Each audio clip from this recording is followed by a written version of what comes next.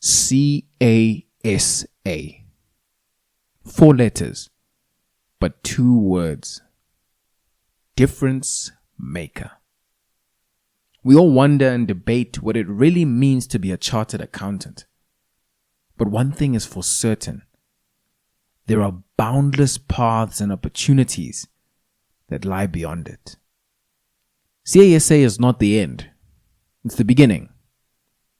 But it's the beginning of greatness. Today we are joined by Udo Bohmer, now Senior Audit Assistant at Deloitte and aspiring CA. He completed his studies second in a CTA class at the University of Pretoria and placed third in the SAICA ITC in 2024. We chat about the versatility and magnitude of the CA qualification. We also chat about his journey on the road to becoming a top student, the loss leader pricing strategy in business, how to never forget what you learn, the power of learning how to connect building blocks in your studies, and lastly, the power of positivity for your studies. JK, also some more. I hope you enjoy. Traveler on the road to CASA. Very fast one. I literally just wanted to share this one very interesting study tip that I got from a CA the other day. So basically what he did, right, what he did in his studies is in a CTA year, he would treat his curriculum like a podcast or a song that he would listen to on the way to work or while he's cooking.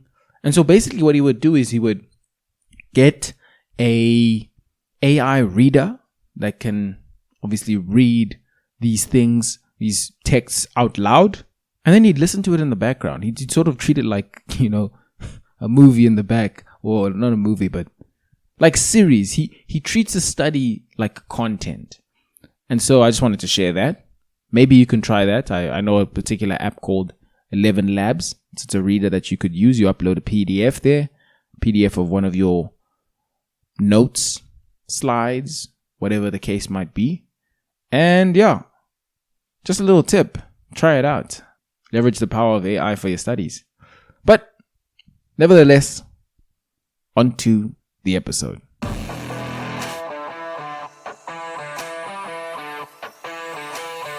Welcome back, my people. This is the Road to CA podcast, the show for aspiring chartered accountants to inspire, empower, and inform the difference makers of tomorrow. Today, we're joined by someone whose words of wisdom are backed by dedication and academic excellence. We have someone who has passed his undergrad with distinction. He then went on to pass his postgrad with distinction, ranking second in the top accounting program in the country at the University of Pretoria. And then he didn't stop there, guys. He didn't. No. He then went on to pass his ITC, initial test of competence, the first board exam for CAs, I assume with quote unquote distinction. Yeah. Ranking third in the country. And now he's a Dean's List graduate from 2023. You probably found that out after, like in ITC time, right? Yeah, it was recent. Recent. That's a little bit. Most importantly, he loves to play golf. He loves to watch football and loves trips with his family to conservation areas and national parks. He's a man of nature, yes. He's back at the University of Pretoria as an academic trainee, currently signed with Deloitte to complete the rest of his articles. He's a helping hand. He's a brother. He's a passionate and energetic guy. We're joined by Udo Bohmer. Thank you very much. How are you, man? I'm good, thanks to you. I'm very good now hearing that intro. I might need you to MC my wedding or something. I literally have not had, the words make me feel good. Thank you very much. Yeah. I'm glad, because when was the last time you looked at everything or a large part of it all together? I think when I got my ITC results back. So how crazy. Yeah, I was that guy that said, I'll never cry about marks. I'll never get too happy, too sad, because it's just a mark. And then when ITC came, you can ask the people there, I was crying. Just a little bit. And of joy, of course. Tears of joy. And then it's just reflecting on that whole journey. What from first year to that day where I got the results, it was a process and it came to fruition. So that's when I thought back and thought like, wow, this is what I worked towards. The whole. I mean, it was 4 years. Like we as accounting students, we are a different breed in the sense that we're not in it for the next 12 months. It's crazy. It's not just passing your module. It's not just passing your module. Like even our modules are year modules. You know, like our thinking is so different. And I'm glad to go back with you today on your journey to reflect on it, man. Yeah, thank you so much. It's gonna be fun. I think it's gonna be fantastic. I think also I love your outlook that it's very realistic. So there's this common misconception amongst, or rather not realistic, it's relatable. Your outlook. There's a common misconception amongst students that top students, they like walk on water. like they do all these things that I can't do, and they have a drive that I don't have. And I would love to just debunk all those myths today with you. Because we have a top student, guys, literally in your class. If you think about the number 1, number 2, that's the guy that we have today to show you that he's a human being. So, Udo, let's go back. Let's go back to get some context, right? Take us back to when this idea of becoming a chartered accountant began. Sure. So, some of the people listening will know our PG Dust lecturer, Prof. Plant. Oh, Papa.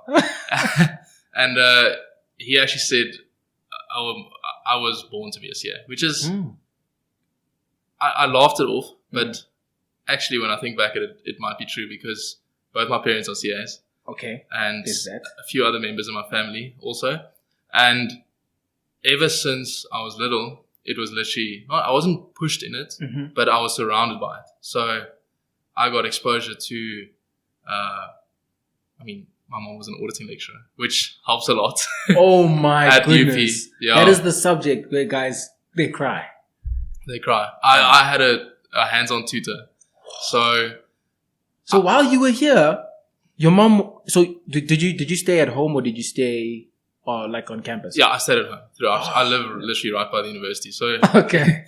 Easy life. But she stopped lecturing a while ago, but it was that she lectured on PG Dust in third year. So it was that I had it at home. Whenever I'm stuck, it's like, Mom, what's this? Please help me. That's great. And obviously she knows me, so she can explain it in a way she knows I'm going to understand. And that was a huge help. But I remember when I was little, my mom was working as a lecturer in the CA program. My dad's a CA as well. So my whole world was sort of revolving around CA. And so I actually didn't know what I wanted to do. Sure.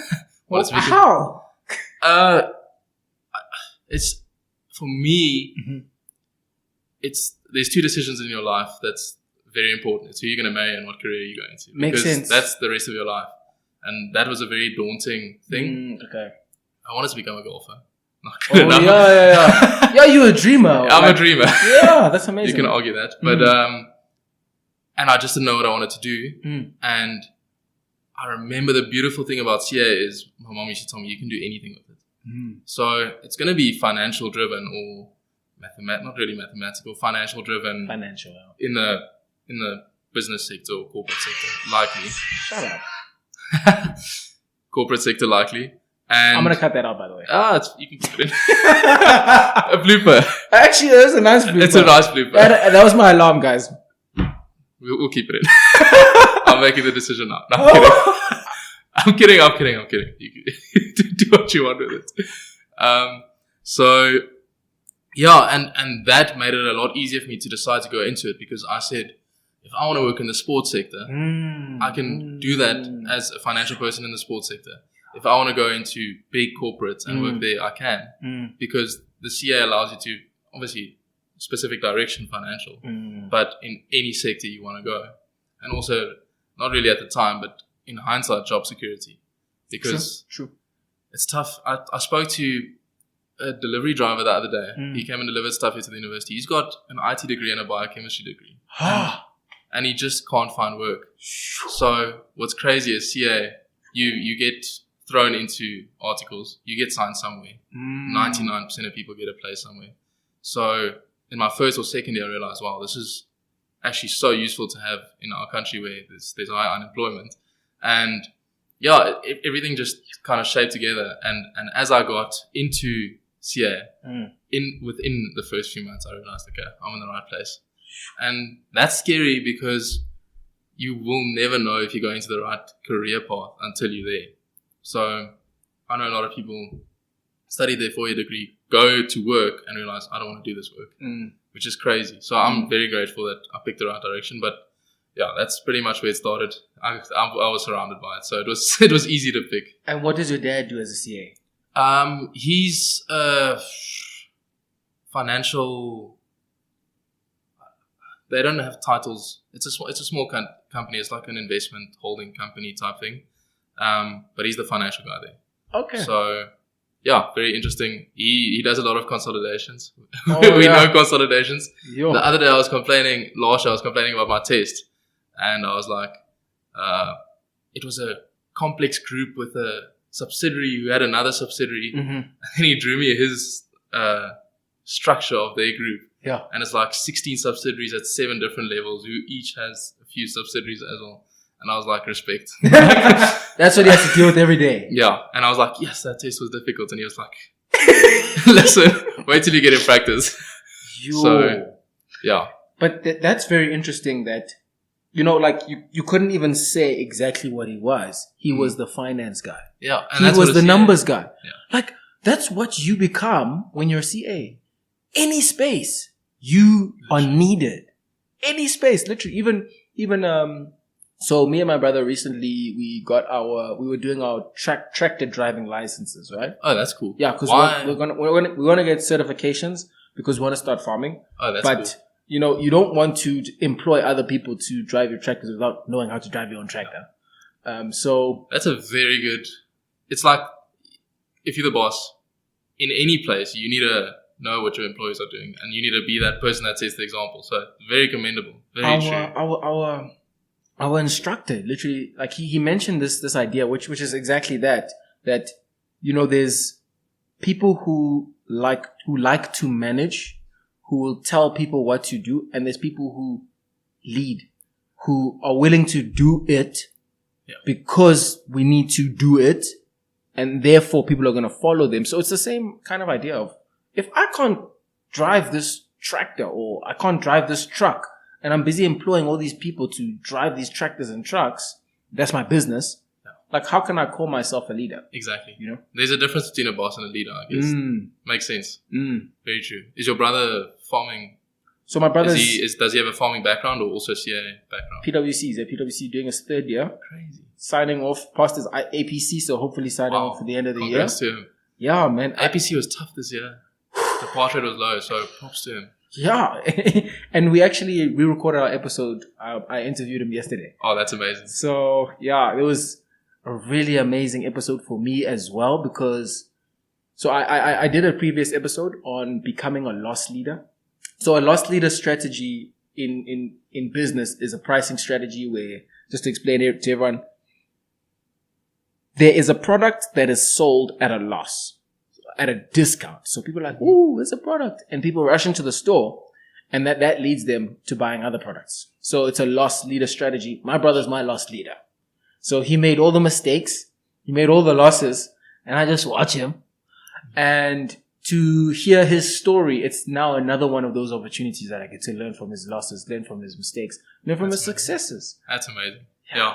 I just learned something new as well. Loss leader. The loss leader thing. Did not know that.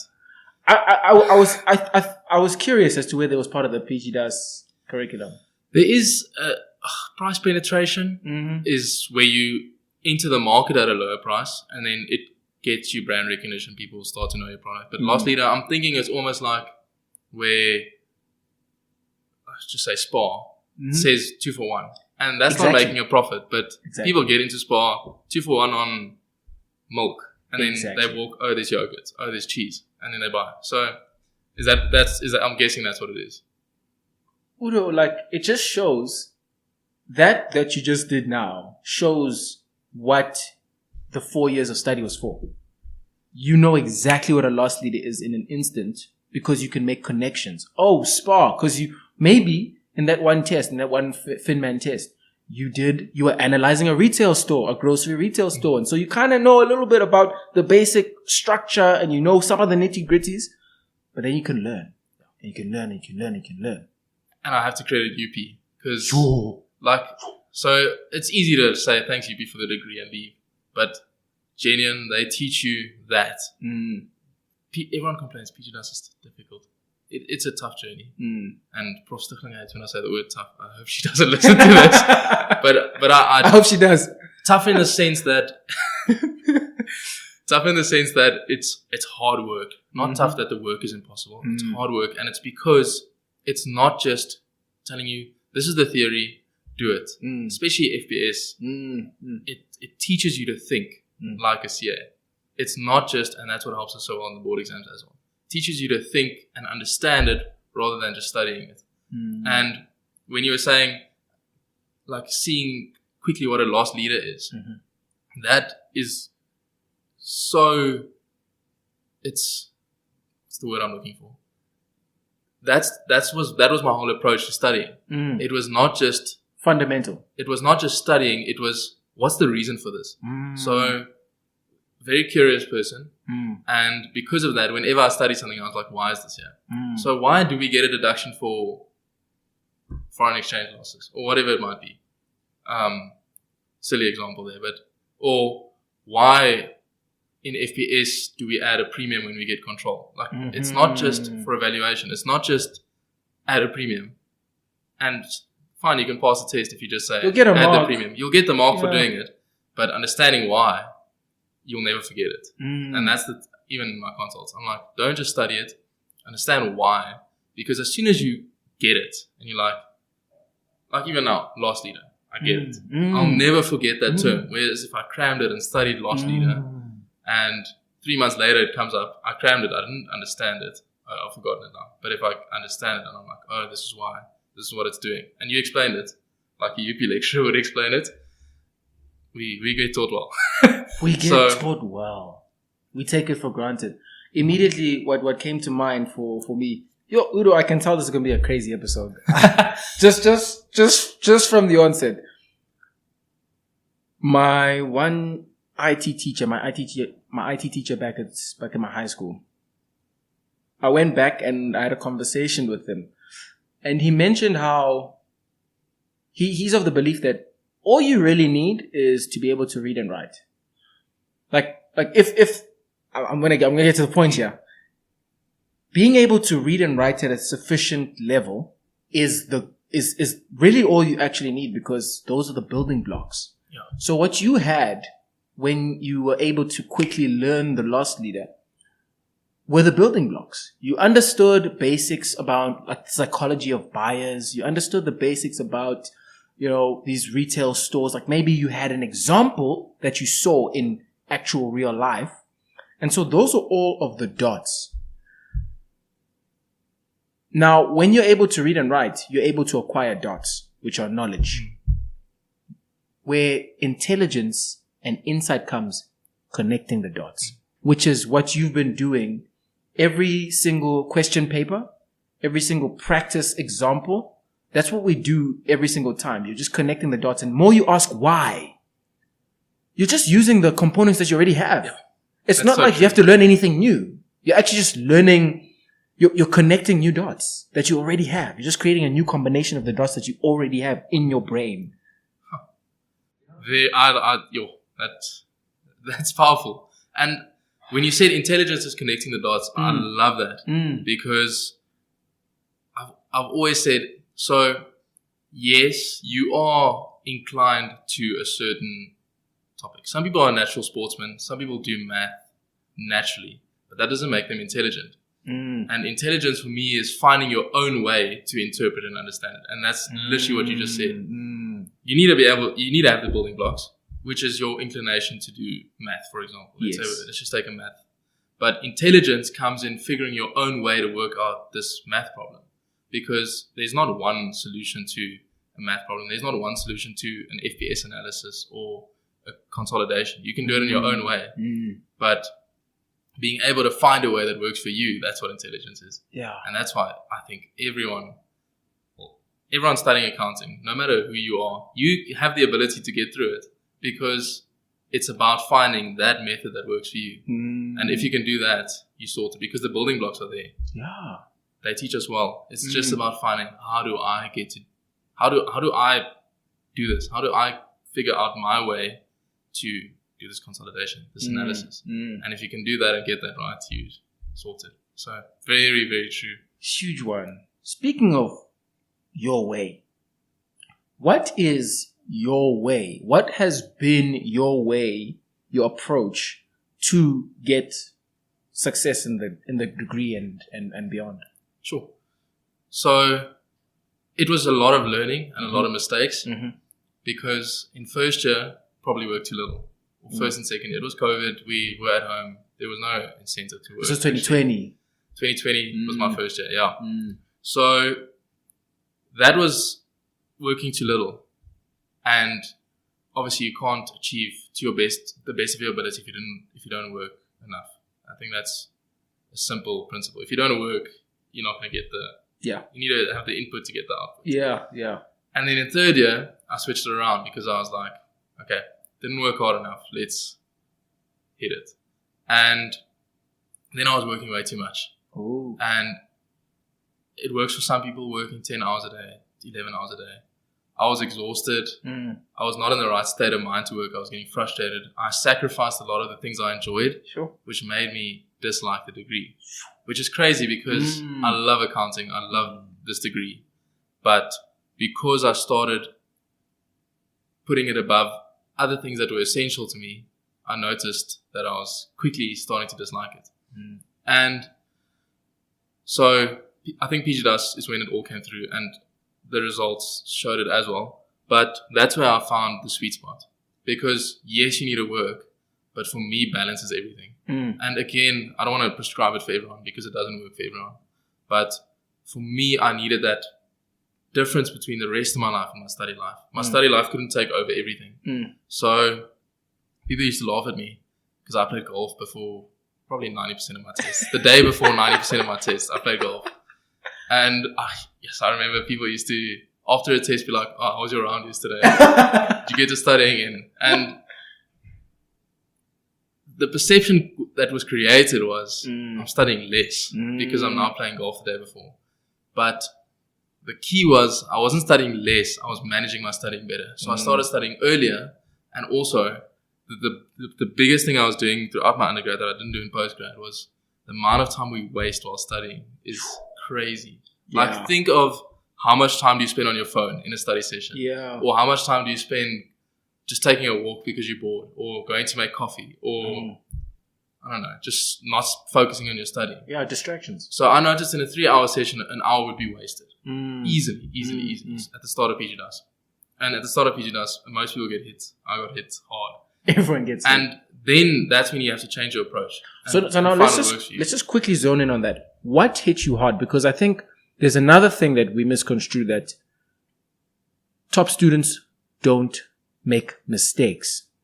Top students make the most mistakes. You make the most mistakes because you dive into that question. You dive into that uncertainty of, I don't know what this is. So what was that first experience? Sure. I don't want to say yes, the workload, because it's a jump from third year to PGDAS. Absolutely. But I didn't feel like I was doing too little work. Honestly, it was the intimidation of PGDAS. Like you said, a lot of top students dive in and they're eager to get going and they're ready for it. I got into that mindset of, let me just survive. Because PGDAS is hard. No one gets a distinction. No one does well at the start. The pass rate is 30% at the start. And I literally went into survival mode. And that whole mindset of, let me perform well, let me get that distinction, that just disappeared. And I was so intimidated by the fact that pass rates were low, averages were low, that I went into that bubble and I stopped jumping into that question.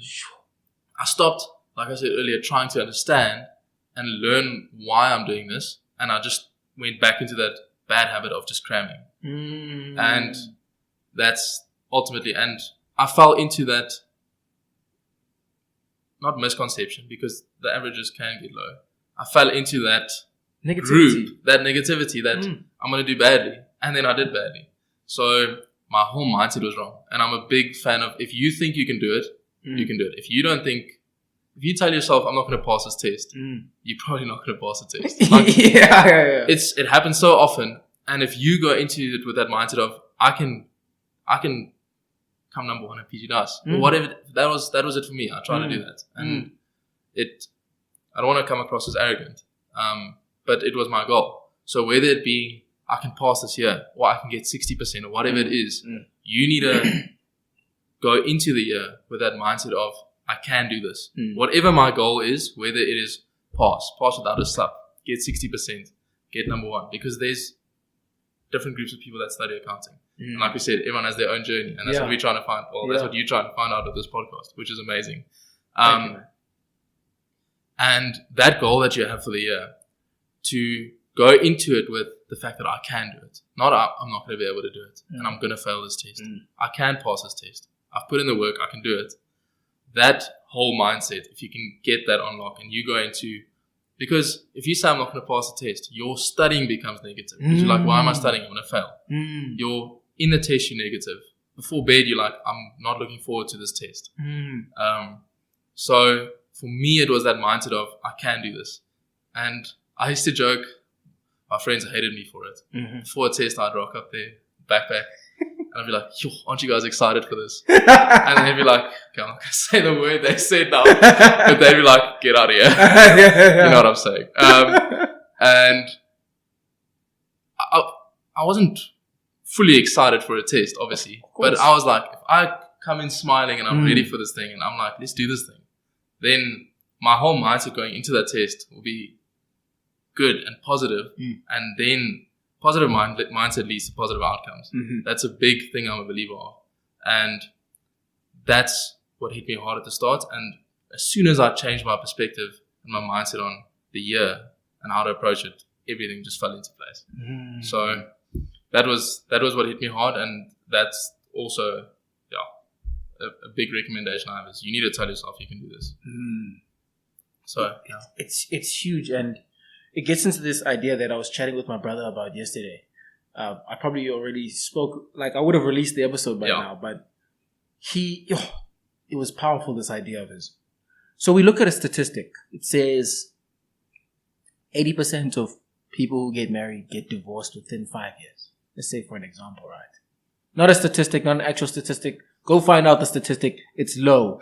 The marriage success rates are low. So what one might logically do is not get married, because now you won't fail. Now your marriage won't fail. So just don't get married. But what my brother was a powerful one. What he mentioned is how if you do what the 80% who fail do, you are 100% likely to fail. If you do what the 20% do, you're 100% likely to succeed. So beneath those statistics are actual things that happen. So the reason why people fail in a program is not because the program is this crazy thing and you have no power against it. It's because they didn't do what the successful people did. Because people get through PG DAS. They get through it. So what did they do is more the question that we should ask, as opposed to what can we do to survive? Because you can thrive in PG DAS. You can thrive. Udo, that was a powerful one. I want to know where you get your energy from, because you are an energetic person naturally. Where does it come from and what do you get recharged by? So, interesting question. The first thing is to be continued in part 2. See you next week.